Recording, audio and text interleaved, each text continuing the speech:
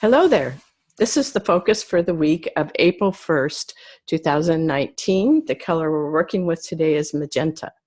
You'll notice that the letters are in the color lime green because that is the complement to magenta, and that is how I work with color and with complementary colors.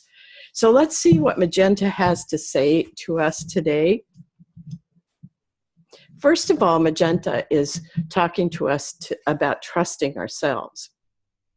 And this is really important, and it's something that takes time for us to trust ourselves, and that is where we get to know ourselves better and better. We peel off those layers of beliefs and things that don't fit for us, and as we get closer and closer to the truth of who we are, it's a lot easier to trust ourselves.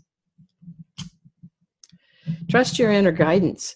So that inner guidance is that voice within. Some might call it intuition. I think it even goes even deeper than that. And that is like touching into your soul self, who you really are as this soul that is here in form. Trust that you are supported from beyond yourself. And this can be in many ways. You have support from people who are in the physical. We have some nice support there. We also have support from what is non-physical. Some people see that as angels. Some people see that as guides. There are lots of ways to experience that. But we are part of a world that is both physical and non-physical.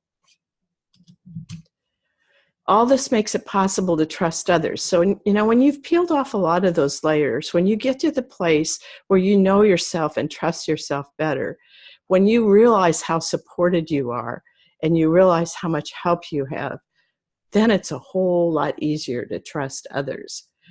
The thing that I wanted to point out, though, is this is not a blind trust. So this is the rest of this paragraph.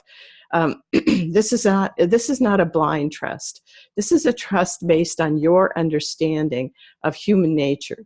You know that each person is operating as authentically as possible, given what he or she has agreed to work on in this lifetime. Trust includes knowing what to turn over to another and what to keep back, depending on what the person is able to handle. Clear communication replaces expectations. That's one of the most important things that we can learn. Clear communication replaces expectations. So you get really clear about what's going on, you know yourself, and then you get a better handle on knowing the other person. And then instead of having expectations of that person, you work with them through clear communication, and you also it suggests for them to do certain things that you know are within their wheelhouse, and it's something that they can really do. Then compassion replaces caution. You know how we sometimes, if we don't trust, we hold back. And in this situation, the more we trust ourselves, we trust our support, we begin to trust others. And then what happens is we move into a compassion for ourselves and for others. And that means that we go into a place where we have a belief that whatever transpires is working toward the greatest good for all, and that replaces holding back. So there's no more holding back. And when we get to this place, this is the new world. This is the new way we are learning to live. And by living that, you then teach other people a new way to relate to each other.